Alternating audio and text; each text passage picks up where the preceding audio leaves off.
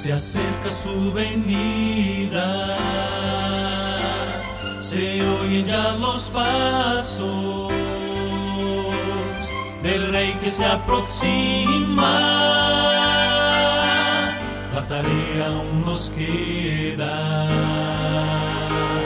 de anunciar a pueblo y gente que Jesús está volviendo, victorioso y triunfante. Pronto vendrá,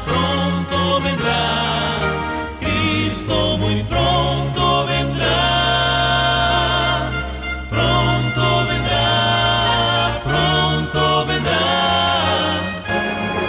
Pronto Jesús volverá.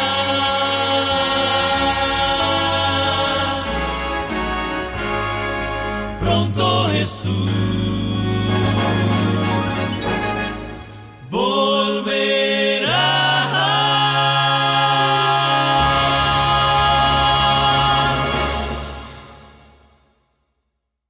Agradezco a Dios primeramente el gran privilegio que me concede de nuevamente compartir con nuestros queridos hermanos y amigos el mensaje de la palabra de Dios.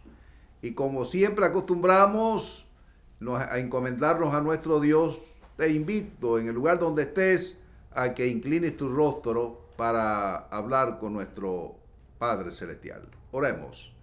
Gracias, Padre bueno, por tus bondades y bendiciones. Gracias te damos porque nuevamente nos permite abrir tu palabra y compartirla con nuestros queridos hermanos y amigos en cualquier lugar donde ellos estén. Pedimos ahora que tu Espíritu Santo, una doble porción, descienda desde lo alto y para que así grabe en nuestras mentes y en nuestros corazones el mensaje santo de tu palabra. En los méritos sacrosantos de Jesús te lo pedimos. Amén. Bien, hemos titulado nuestro mensaje en esta hora, Solo los valientes. Y está basado en el Evangelio según San Mateo capítulo 11 y versículo 12. En este lindo texto nos dice la palabra de Dios que el reino de los cielos se hace fuerte y solo los valientes lo arrebatan. Aleluya, gloria a nuestro Dios.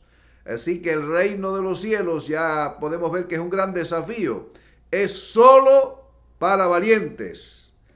Jesús presenta en este texto que el reino de Dios es un gran desafío. ¿Estarías tú dispuesto a ser un candidato al reino de Dios, al reino de los cielos? Pues acepta el gran desafío que Dios, nuestro amante Padre Celestial, y Jesús, su Hijo, pues te están extendiendo para que tú seas un candidato al reino celestial. Para alcanzarlo hay que conquistarlo.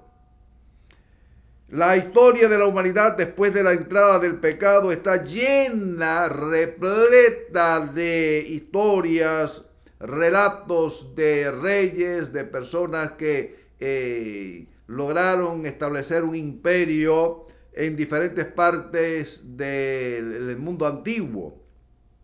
Y queremos repasar en estos momentos algunos de ellos. Se menciona primeramente a Nimrod en la Biblia. Dice primer poderoso en la tierra. Eso lo encontramos en Génesis capítulo 10 y versículo 8 al 10. Dice que su capital fue Babel. Luego recordamos a Egipto, ese lindo país, ese poderoso país, el reino de los faraones, como se le conocía, con sus exóticas y milenarias pirámides. El imperio asirio, teniendo como capital a Nínive. También los 4 grandes imperios universales, descrito allí en el libro de Daniel, en el capítulo 2, en aquel sueño que tuviese el rey Nabucodonosor, que, bueno, como realmente al amanecer se le olvidó el sueño y mandó a buscar allí, como dice el relato bíblico, a los magos, astrólogos, adivinos, caldeos, para que le dijesen el sueño, la interpretación del mismo, pero nadie, ningún agorero pudo darle la interpretación que el rey requería. Y por fin el profeta Daniel entró al rey, pidió tiempo y le dije, yo pues voy y puedo declararle el sueño al rey, su interpretación. Y así fue. Y Daniel, el gran profeta Daniel, se presentó un día allí delante del rey y comenzó a describirle la interpretación que había tenido el sueño el rey Nabucodonosor. Aquí que tú veías una imagen cuya gloria era muy sublime. La cabeza de esa imagen era de oro, que representaba el imperio babilónico. Después le sucedería los pechos y los brazos de plata, que representaba, según la historia, el imperio, los medos y los persas. Después le continuaría un tercer reino de bronce, el vientre y los muslos que eran de bronce, que según la historia estaba representado por el imperio greco-macedónico, y las piernas que eran de hierro, y los pies de parte de hierro y de parte de barro cocido, que representaba el gran imperio romano que durante 6 siglos dominó en aquellos tiempos, hasta allá el comienzo de la Edad Media en el año 476. Ahora, interesante todos estos grandes reinos que sucedieron, pero y la división del imperio romano que todos hemos estudiado, que dieron esos dedos de los pies, dieron origen a las 10 naciones modernas de Europa occidental.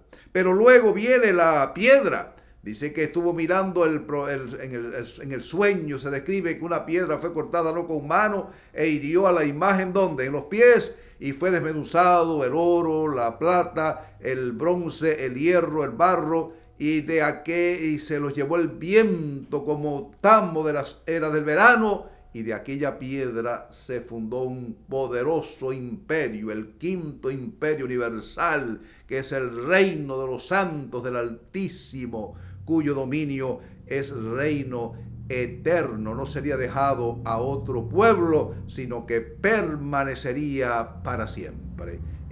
Fascinante la historia de estos reyes, de manera que esa piedra representa la segunda venida de Cristo, que es la que estamos esperando en estos tiempos modernos en los cuales estamos viviendo. Ya hace más de 1500 años que ese último imperio se dividió y dio lugar a las grandes potencias de Europa. Algunos fueron reyes fuertes, otros más débiles, pero dice la Biblia que en los días de estos reyes, el Rey del cielo levantará un reino poderoso. Es el reino de los santos del Altísimo, querido hermano, según Daniel capítulo 2, y en el versículo 44 y 45. En los días de estos reyes, la palabra de Dios no se equivoca. Por lo tanto, esa profecía está pendiente, está ya al establecerse el quinto imperio universal, que permanecerá, como dijimos, para siempre.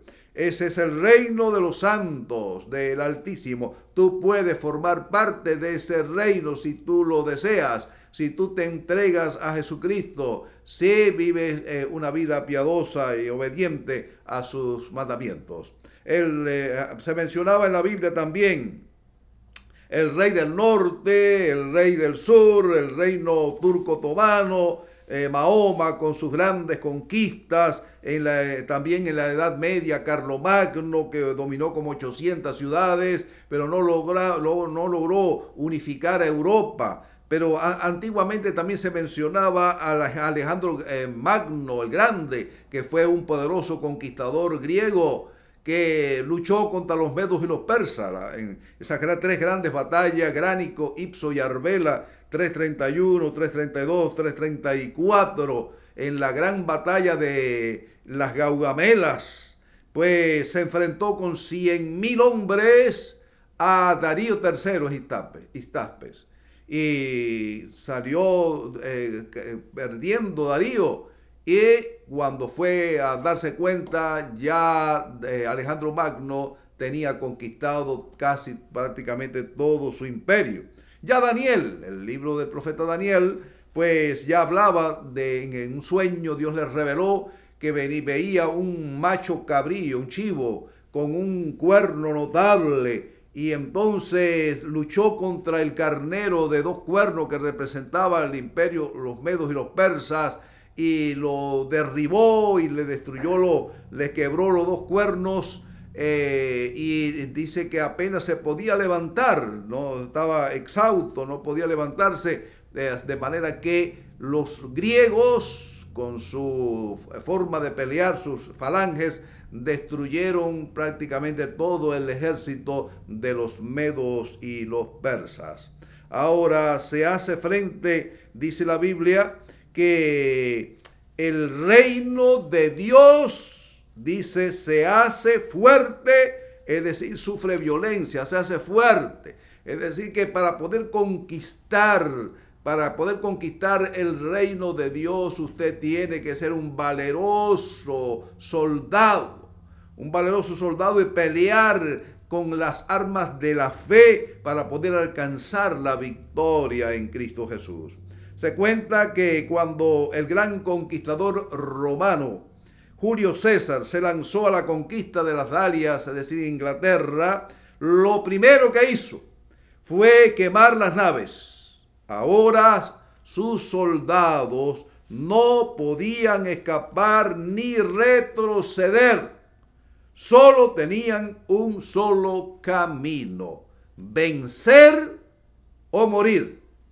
Nuestro Señor Jesucristo te invita a unirte a esta gran cruzada para conquistar el reino de Dios.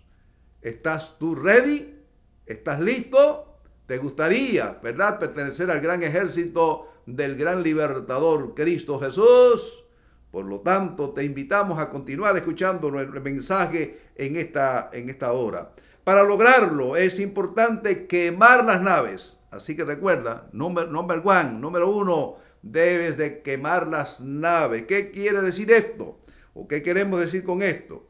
Hay un himno que en nuestra iglesia se canta mucho en los servicios de cantos, y desde pequeño pues lo hemos cantado, que dice así: he decidido seguir a Cristo. Esa es la primera parte. He decidido seguir a Cristo. La vida antigua ya he dejado. El Rey de Gloria me ha transformado. Y entonces la última parte del coro dice: y ya no vuelvo atrás. No vuelvo atrás. Hermanos queridos, Dios te invita a seguir a Jesús. A seguir a Jesús y a permitir que el Espíritu Santo quebrante tu corazón de piedra y coloque allí un corazón de carne sensible al toque del Espíritu Santo. Y entonces recuerda, no volver atrás, no volver al mundo. Ya hay que quemar las naves, ya no somos del mundo, somos soldados ahora que marchamos a arrebatar el reino de Dios. Ahora yo pregunto, ¿ya quemaste las naves? ¿Estás dispuesto tú a quemar las naves verdaderamente? ¿Has decidido serle fiel al Señor hasta la muerte o hasta su venida? ¿Has decidido seguir a Cristo, como dice el himno? Ahora, la conquista de Canaán. La Biblia nos relata cómo fue la conquista de Canaán por los hebreos. Ellos habían pasado allí en Egipto 400 años, habían permanecido en la esclavitud. Pero de pronto Dios le envió un libertador. Ese libertador fue Moisés, como estudiamos en la Biblia. Y Faraón no estaba dispuesto, no le agradaba la idea de dejar en libertad a sus esclavos. Y entonces endureció su corazón. Pero Dios tenía un arma poderosa, era sus milagros. Y Moisés, que era el hombre escogido por Dios, ¿qué hizo? Pues Dios le dijo: ve, preséntate delante del rey allí el rey Faraón. y pídele que deje salir al pueblo de Israel para ofrecer holocausto en el desierto. Pero Faraón no le dijo que no. Claro, y entonces fue cuando Dios usó todo su arsenal de guerra y comenzaron a llover la primera plaga, la segunda, la tercera, la cuarta, la quinta, la sexta, la séptima, octava, novena y la última. Ya el faraón todavía endurecía su corazón.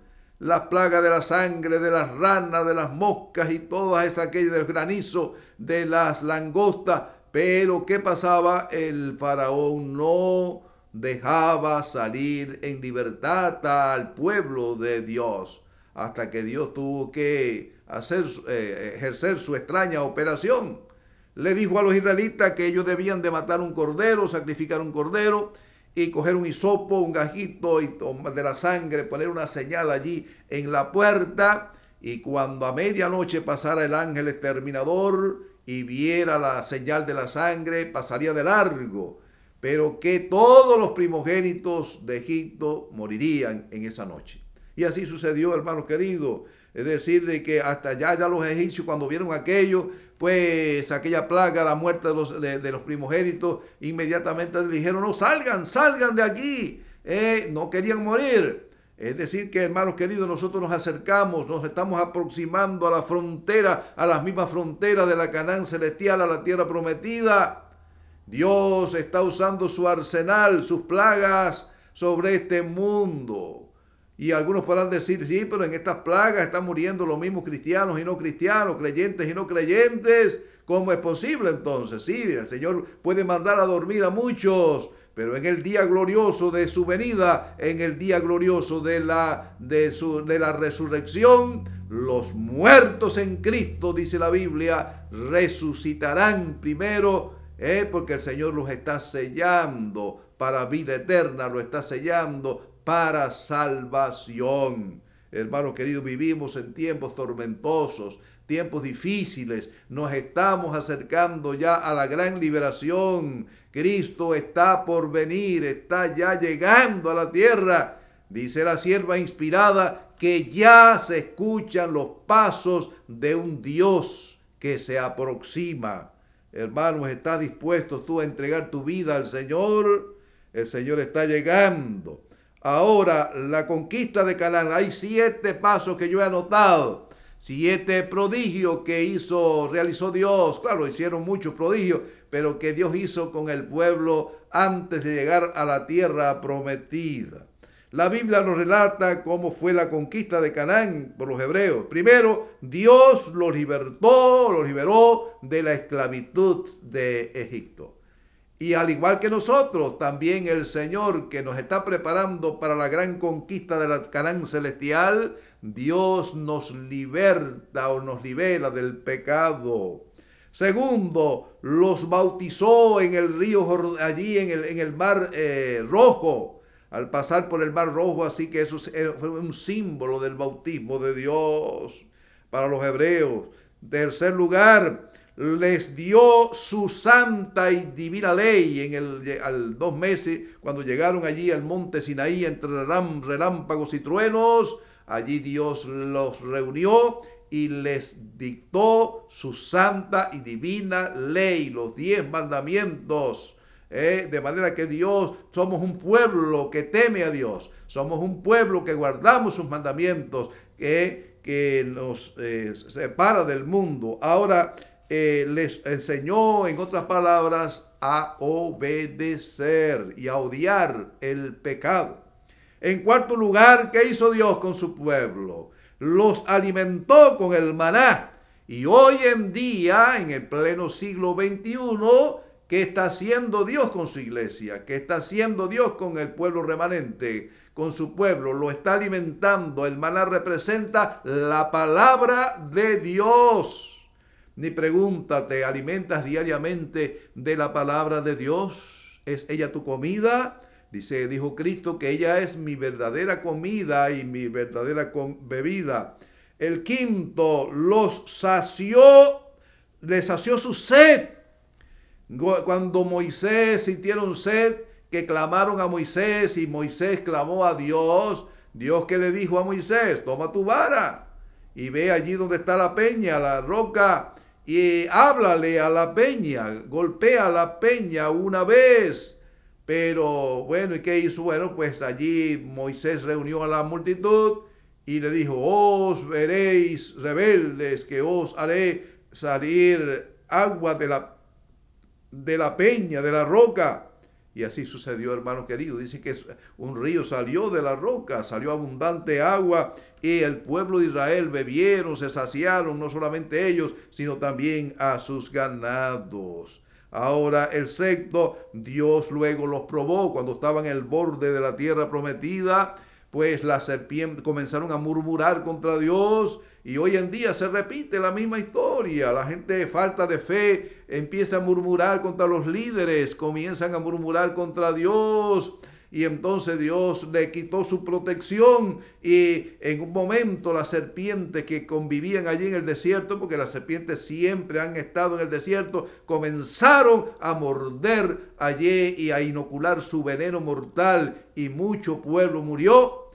Cuando acudieron a Moisés, Moisés levantó un asta por mandato divino y ahí puso una serpiente metálica, y todo aquel que mirara con fe a la serpiente, pues era sanado. Por lo tanto, eso fue una prueba de que de fe, y una enseñanza de que hay vida en mirar a la Santa Cruz, porque Jesús, cuando vino a esta tierra, fue levantado en un asta, en una cruz, para que todo aquel que en él cree no se pierda, mas tenga vida eterna. Y en séptimo, hermanos queridos, lo cobijó durante la travesía en el desierto con aquella nube, también por la columna de fuego por la noche para darles calor. Y hoy en día la presencia divina está con su pueblo. Desde el año 1844, cuando se inició el gran movimiento adventista, pues todavía estamos aquí. Todavía estamos aquí. Ya era tiempo de estar en la Canaán, hermanos queridos. Pero el Señor nos tiene dando vueltas y vueltas y vueltas y vueltas en el desierto. ¿Por qué no estamos ya en la tierra prometida? Porque nos falta la fe. Porque todavía estamos arraigados al mundo. Pero el Señor nos llama, nos hace un llamado para que vayamos a la conquista de la Canaán celestial. Ahora quiero llevar sus mentes a la experiencia cuando ya se encontraba el pueblo de Israel allí en los bordes de la tierra prometida, ya a los 38 años de su recorrido por el desierto, y llegaron entonces al río Jordán. Y la Biblia nos dice que se volvió a repetir la misma experiencia del Mar Rojo. Pero algo interesante en esta experiencia, ustedes lo pueden leer, dice la Biblia allí en Josué capítulo 3 y versículo 15. ¿Qué cosa le dijo Dios? ¿Cuál era la estrategia que debían de seguir? Pues Josué le dijo al pueblo, bueno, debían de preparar el arca, los sacerdotes debían de cargar el arca, y entonces debían de plantar sus plantas de los pies, debían de ponerla en el río Jordán. En tiempo de lluvia, pues crece y toma una separación, una anchura de 37 al 45, 27 al 45 metros de ancho. No era fácil cruzarlo en temporada de lluvia. Y entonces, pero los sacerdotes primeramente debían de poner sus pies sobre el agua. Y entonces iba a ocurrir el milagro, la separación, las aguas se iban a dividir, se iban a apartar en un montón hacia un costado para que el pueblo de Israel pasase en seco, completamente en seco. Hermanos queridos, qué linda experiencia, cuánto nos hubiera gustado presenciar esos maravillosos milagros. Y así estamos hoy en día, ya en los bordes de la Canaán celestial. ¿Qué ocurre? Que el arca, ¿qué contenía el arca, hermanos queridos? Dentro de esa arca, que era una representación del trono de Dios, porque dentro del arca se encontraba la santa y divina ley de Dios, el decálogo divino. El arca, que era solamente un cajón de madera que tenía una cubierta de oro que se llamaba la Santa Chequina, y encima se encontraban los dos querubines. Era una representación del trono de Dios. Hermano, la presencia de Dios iba con ellos en cada momento, en cada instante. Yo te pregunto, ¿tú sientes la presencia de Dios en tu vida?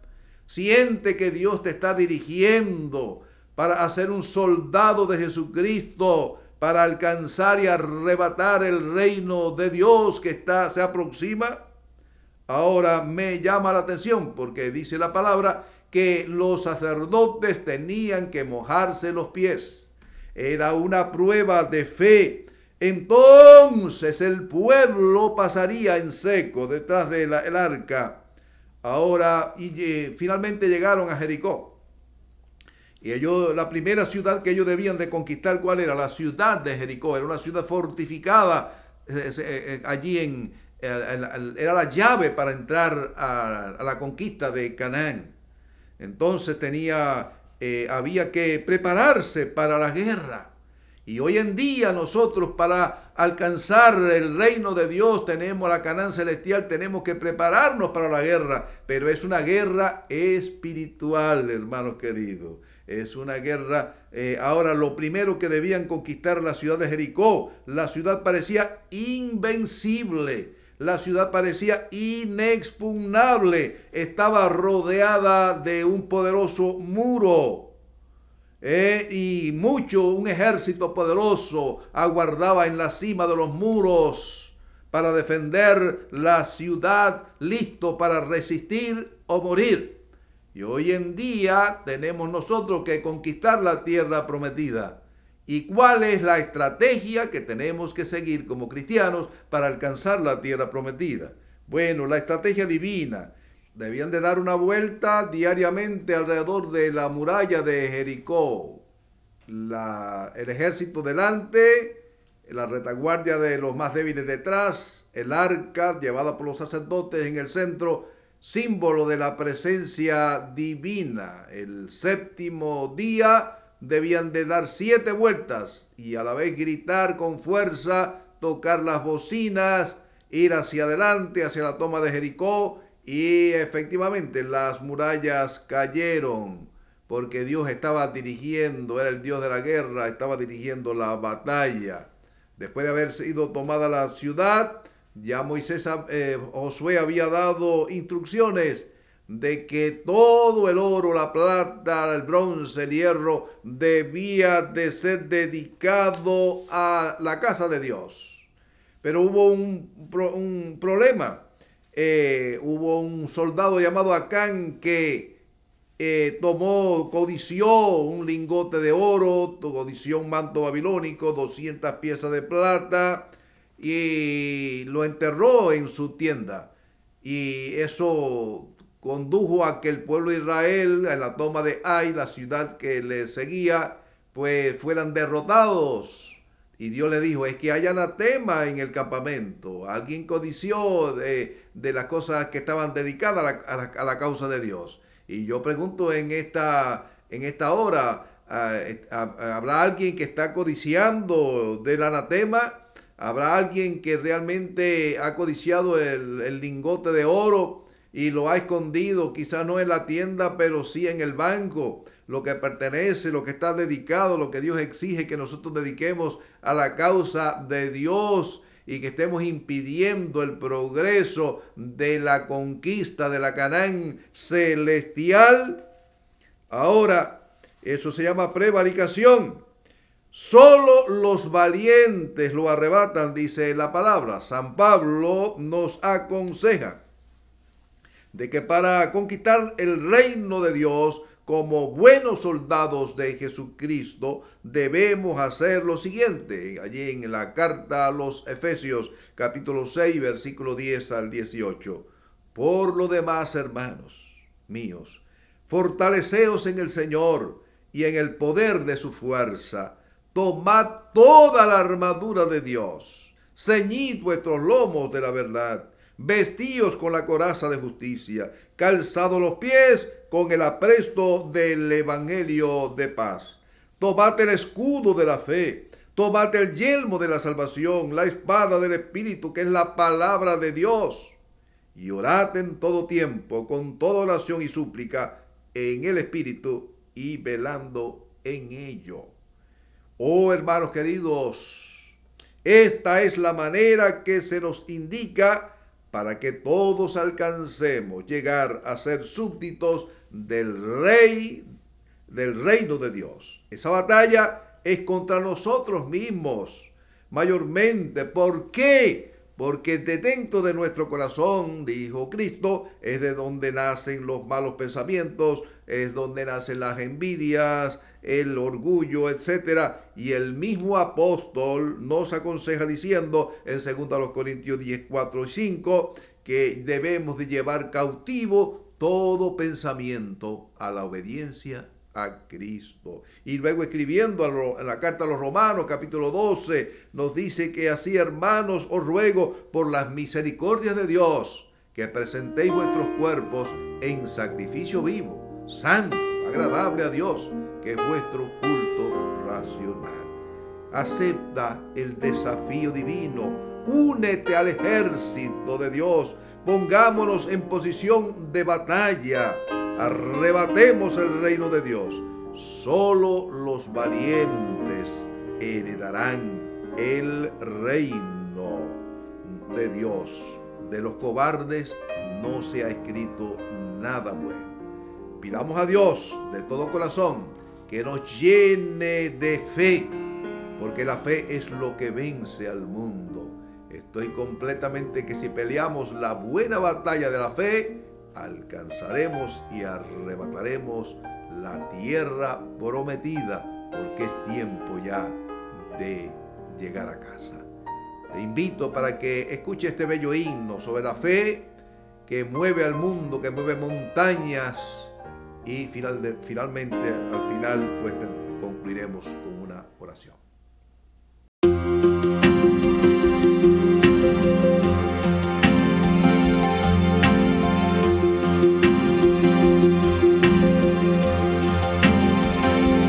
Mueve montañas, abre los mares, es la certeza de lo que no puedes ver.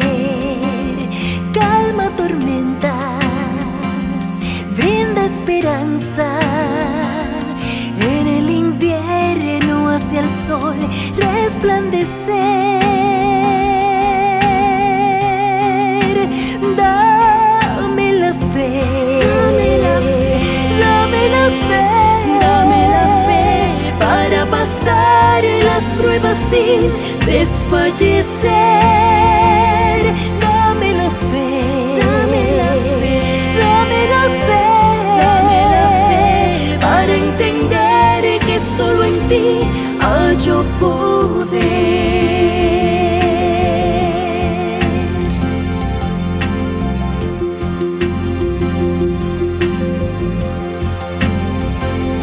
Todo pasado tiene futuro, solo la fe en Jesús te hará reconocer que en esta vida todo problema se soluciona cuando vas a Dios con fe.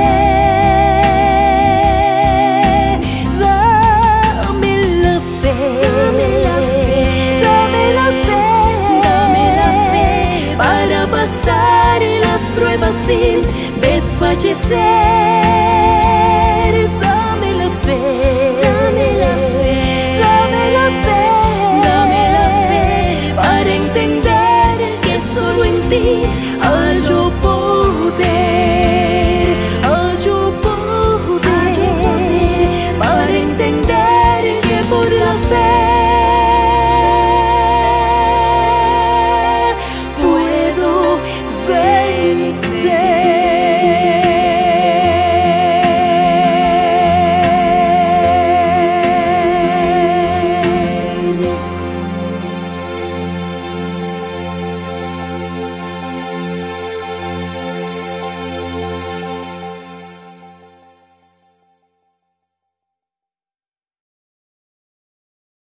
Oremos. Gracias, Padre bueno, te damos por tus bondades y bendiciones. Gracias por la meditación de tu palabra, que nos invita que como buenos soldados de Jesucristo peleemos la gran batalla de la fe y echemos manos de la vida eterna. Muy pronto tú has de establecer tu reino en esta tierra. Queremos ser súbditos de ese poderoso imperio mundial.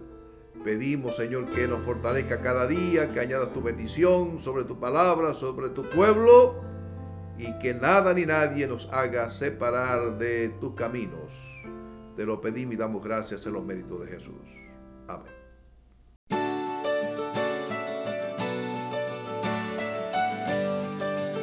Jehová te bendiga y te guarde. Jehová haga resplandecer su rostro sobre ti y tenga de ti misericordia. Jehová alce sobre ti su rostro y ponga en ti paz.